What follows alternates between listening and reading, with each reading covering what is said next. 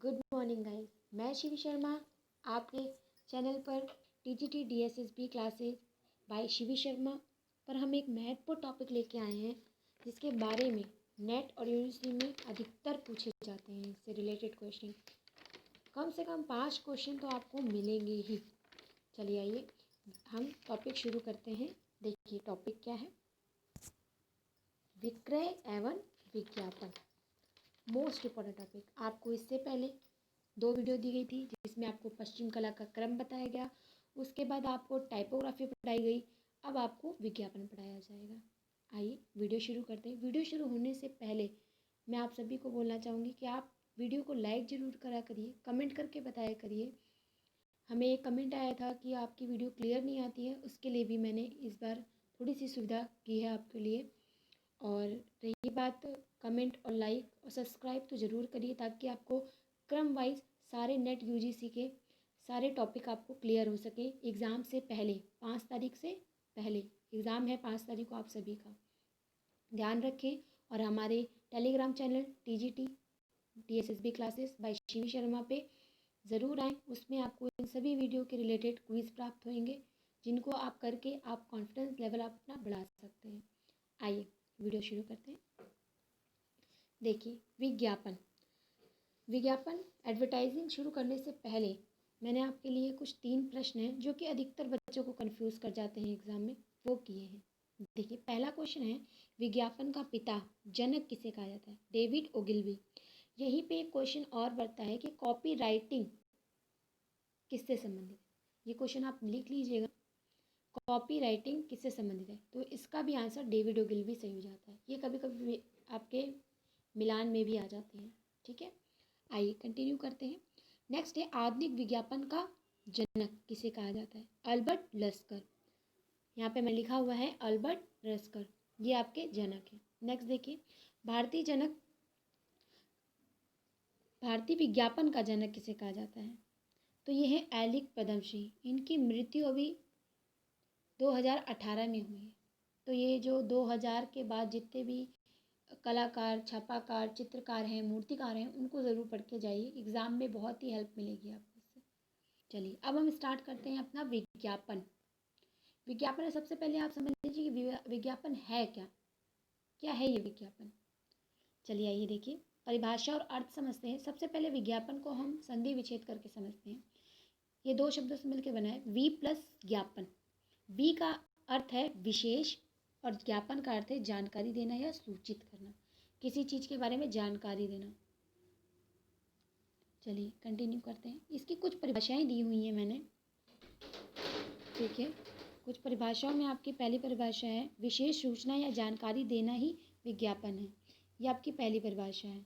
दूसरी देखिए, बहुआयामी प्रक्रिया भी विज्ञापन है। बहुआयामी प्रक्रिया भी विज्ञापन है। नेक्स्ट देखिए, किसी को अपनी तरफ आकर्षित करना भी विज्ञापन है।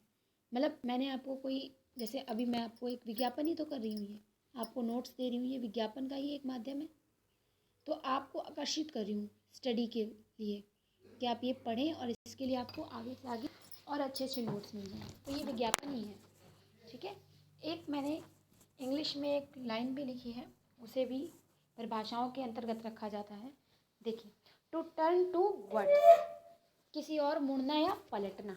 मतलब विज्ञापन को देखकर उसके उपरांत जागरूकता का भावना करना। ठीक है, आइए कंटिन्यू करते हैं। नेक्स्ट देखिए, नेक्स्ट है विज्ञापन का इतिहास। अब विज्ञापन तो हो गया कि विज्ञापन की शुरुआत कैसे हुई, किसने की, उसका जनक कौन है, आधुनिक विज्ञापन का जनक कौन है, भारतीय विज्ञापन का जनक कौन है, और परिभाषा, अर्थ। इसके बाद हम पढ़ेंगे विज्ञापन का इतिहास, कैसे शुरू हुआ, कब से कब तक का। ठीक है, इसका वर्गीकरण 4 भागों में विभाजित है। कितने भागों में? 4 भागों में विभाजित है। देखिए फर्स्ट पॉइंट है, मुद्रण से पूर्व या प्रारंभिक मुद्रण काल। मतलब जब छापा का कला शुरू हुई थी उसकी टाइमिंग से लेकर, छाप ही तो है एक प्रकार का विज्ञापन। छाप के माध्यम से आपको पता चलता है विज्ञापन कि हाँ कहाँ क्या क्या लिखा जा रहा है, कहाँ क्या हो रहा है। चलिए नेक्स्ट देखिए, विज्ञापन का विस्तार काल 1840 से लेकर 1910 तक। थर्ड है विज्ञापन का वैज्ञानिक विकास काल 1900 से लेकर 1945 तक। विज्ञापन का आधुनिक व व्यावसायिक काल 1945 से वर्तमान तक। ये आपके विज्ञापन का इतिहास था। आप ये मत समझिएगा कि विज्ञापन का इतिहास बस इतना ही है, ये 4 पॉइंट है तो आपने विज्ञापन का इतिहास पढ़ लिया, नहीं। इसके अंतर्गत भी बहुत चीज़ें आपको पढ़ने को मिलेंगी। कब शुरू हुआ, कहाँ से शुरू हुआ, क्या क्या सीरियल लगाना पड़ता है इसका, कहाँ पर कौन सी मुद्रण प्रक्रिया हुई, ठीक है। इसका सीरियल भी आपको क्लियर कराया जाएगा। हम अपनी न्यू क्लासेस शुरू कर रहे हैं नेट की, यूजीसी की और टीजीटी की। 7 तारीख से 7 नवंबर से आपको लाइव क्लासेस मिलेंगी जूम पे। अगर आप सभी कांटेक्ट करना चाहते हैं तो मैं आपको नंबर आपको दे दूंगी, और आपका हमारा टेलीग्राम चैनल भी है, TGT classes bye Shivi Sharma. ज़रूर इस पर कांटेक्ट करें, आपको टेलीग्राम में आपको पूरी जानकारी मिल जाएगी कि कब क्लासेस शुरू होंगी और किस किस टॉपिक का सारा विवरण कराया जाएगा, क्या क्या टॉपिक पढ़ाया जाए आपको और आपकी तैयारी कराई जाएगी टीजीटी की। आपका ये जो विज्ञापन का इतिहास है सिर्फ इतना ही नहीं, इसके अंतर्गत बहुत से पॉइंट्स आते हैं जिनकी जानकारी आपको क्लासेस में दी जाएगी। आगे बढ़ते हैं, कंटिन्यू करते हैं। नेक्स्ट पॉइंट है विज्ञापन का वर्गीकरण। बनावट के आधार पर विज्ञापनों को 4 भागों में बांटा गया है। अब बनावट के आधार पर, ठीक है, ये बनावट जो आपको 4 प्रकार दिख रहे हैं सामने स्क्रीन पे, इन बनावटों को भी मैं इमेजेस भी दिखाऊंगी। वीडियो को पूरा देखिए, कंटिन्यू रखिए, कहीं भी आप पॉज या फॉरवर्ड मत करिए, बिकॉज एक एक पॉइंट विज्ञापन में इम्पॉर्टेंट है, ठीक है। कहीं से भी कोई भी क्वेश्चन पूछ सकते हैं। चलिए कंटिन्यू करते हैं। पहला पॉइंट है वर्गीकृत विज्ञापन। अधिकतर आपने न्यूज़पेपर्स में देखा होगा कि क्लासिफाइड करके एक हेडिंग होती है बड़ी सी, बस उसी को ही वर्गीकृत विज्ञापन कहते हैं, जिसमें आपको कई चीज़ें दी जाती हैं, जानकारी, जॉब की, अदर सारी चीज़ें, वो चीज़ है क्लासिफाइड एडवर्टाइजिंग। नेक्स्ट देखिए विस्तृत एवं सजावटी विज्ञापन, ठीक है। नेक्स्ट है वर्गीकृत सजावटी विज्ञापन। नेक्स्ट है समाचार सूचना पाठ्यांकन विज्ञापन। ये आपने पढ़ा, अभी तक का आपने पढ़ा, विज्ञापन स्टार्ट किया हमने, इसमें कुछ प्रश्न बताएं जो कि अधिकतर यूजीसी एग्जाम में पूछ लिए जाते हैं, मिलान में पूछ लिए जाते हैं, और इन तीनों क्वेश्चन में अधिकतर बच्चे कंफ्यूज होकर गलत कर देते हैं, इसलिए मैंने सबसे पहले उसको क्लियर किया है। उसके बाद आपको परिभाषा, उसके बाद विज्ञान का इतिहास, विज्ञापन का इतिहास, उसके बाद विज्ञापन का वर्गीकरण। अब हम पढ़ेंगे कि विज्ञापन करता है उपभोक्ता का आधार क्या होता है। मतलब उपभोक्ता मतलब जो कार्य शुरू करता है, ठीक है। उपभोक्ता मतलब जैसे हमने कोई शॉप खोली, उसमें कोई सामान लेना है, उसे उपभोक्ता के रूप में हम मानते हैं, ठीक है।